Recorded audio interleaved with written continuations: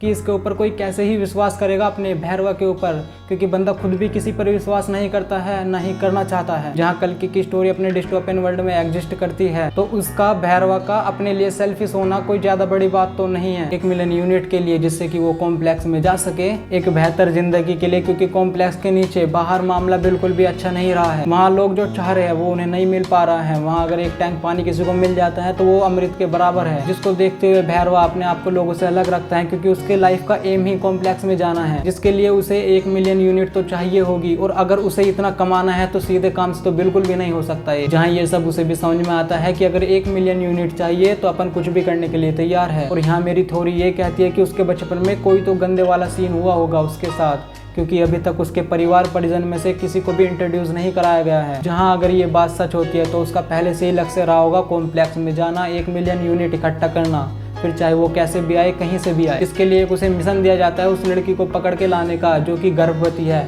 एक बच्चे को जन्म देने वाली है। और वो बच्चा और कोई नहीं, अपना कल की सिनेमैटिक यूनिवर्स का फ्यूचर कल की होने वाला है। और अगर भैरवा ये कर लेता है तो उसे कॉम्प्लेक्स में जाने का मौका मिल सकता है, जहां भाई वो कूल शॉट एकदम से वो लगता है ना कि अभी तो यही दिखाया गया है ट्रेलर में, तो पिक्चर में सोचो कितना कुछ होगा। हाँ, मैं अश्वत्थामा और भैरवा के बीच की फाइट की ही बात कर रहा हूँ। वो अश्वत्थामा का एक पैर से भुज्जी को रोक देना, वो 5-6 लोगों को एक साथ उठा लेना, at the end hand to hand fight, जिसमें कि वो दीवारें तोड़कर चले जाना। जहाँ सल्यूट तो बनता ही अमिताभ बच्चन को उनका प्रॉपर एफर्ट डालने के लिए। जहाँ इससे ये पता लगता है कि भैरवा के अंदर कितनी स्ट्रेंथ होने वाली है। बंदा पीछे हटने वालों में से तो बिल्कुल भी नहीं है। ये जानते हुए कि आगे कौन आने वाले कल्कि की रक्षा अपने अश्वत्थामा कर रहे हैं, तो वो भी भिड़ने के लिए तैयार है। जहाँ इसके तार श्री कृष्ण के जन्म से जुड़ जाते हैं। जब श्री कृष्ण का जन्म हुआ था तो कंस के अत्याचार से एक राज्य काफी परेशान था, और जब श्री कृष्ण जी को जन्म हुआ तो उनके आसपास लोगों को काफी परेशानियों का सामना करना पड़ा था। और तुम ये जानते होंगे कि कल्कि भी तो श्री कृष्ण का ही रूप होने वाला है, तो वो आने वाली मुश्किलें तो बढ़ेगी ही, पर एट द एंड कल्कि जन्म ले तो लेगा ही। और कल्कि का ट्रेलर यही तो दर्शाता है कि लोग अभी भी कैसे सर्वाइव कर रहे हैं। जहाँ अपने भैरवा और अश्वत्थामा का फेस ऑफ कहीं ना कहीं एक अलग थॉट छोड़ जाता है, एक अलग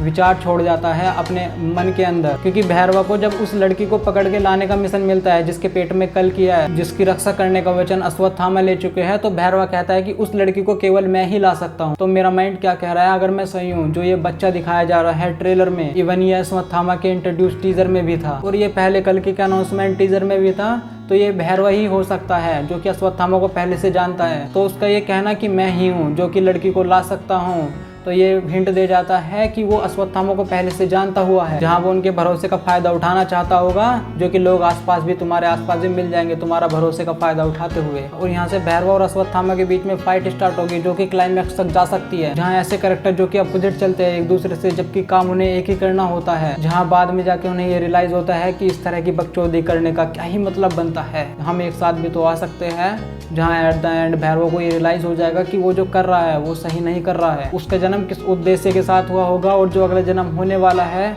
वो किस उद्देश्य के साथ हो रहा है। जहाँ नेक्स्ट इसे महाभारत से भी जोड़ा जा रहा है, जो कि एक शॉट देखने को मिल भी जाता है, जो प्रोबेबली महाभारत टाइम का ही होगा, क्योंकि उसे पीछे से दिखाया गया है। और वो और कोई नहीं, अपना अश्वत्थामा ही है महाभारत टाइम का, जिसमें कि कौरवों और पांडवों के बीच में युद्ध हो रहा होगा, या उसके बाद की कोई फाइट होगी। क्योंकि ये हिंट देखने को मिल भी जाते हैं 6000 साल पहले हुई कुछ घटनाओं का आज के टाइम से लेना देना। यहाँ तक कि उस धनुष का दिखना जो प्रोबेबली अर्जुन का हो सकता है। और अगर ऐसा है तो ये भी हो सकता है कि अर्जुन भी इस कल के सिनेमैटिक यूनिवर्स का हिस्सा। और अगर ऐसा होता है तो फिर तुम सोच सकते हो कि इसकी डोर कहाँ तक जाएगी। आई लव नाग अश्विन, उनका काम CG VFX जो एक रियल दुनिया की फील कराता है, और काफी अच्छा है इसका CG VFX, इसका बैकग्राउंड स्कोर, जो कि रूह को अपने 7वें आसमान पर ले जाने की कोशिश करता है। और ये महसूस होता है, अपने को संकेत दे जाता है कि माल शुद्ध मिलने वाला है, एक बार थिएटर के गेट खटखटाओ तो सही। इसकी स्टोरी से लेकर इसके एक्शन तक, जहाँ एक तरफा प्यार हो जाता है, जो कि एक चीज मेरे दिमाग में अभी भी खटक रही है, अपनी AI जनरेटेड रोबो, जो कि ट्रेलर में सिर्फ एक शॉट के लिए आती है और वेब सीरीज में पूरा तगड़ा रोल निभाती है। जहाँ ये प्रोबेबली एक छिपा हुआ सरप्राइज हो सकता है अपनी कल की मूवी का। जहाँ अगर कमल हसन की बात ना हो तो फिर क्या हो, सुप्रीम यशकिंदर रूलर, जो दुनिया को एक अलग नजरिए से बनाने की ताकत रखता है, और जो उनका बोलने का एक्सेंट रखा हुआ है, ट्रांसलेट वॉइस ओवर, जो कि पक्का सरप्राइजिंग होगा अपने एनिमल के बॉबी वाले कैरेक्टर की तरह, कि तुम उसे ओवर पावर देखना चाहते हो। बाकी तुम्हारा क्या ओपिनियन है तुम बताना, मैं इसको लेकर काफी पॉजिटिव महसूस कर रहा हूँ। और अगर तुमने इसका ट्रेलर रिव्यू चेक नहीं किया तो यहाँ पर आ रहा होगा, जरूर से चेक कर लेना। बाकी तब तक देखते हो बेयर बैक क्रेट।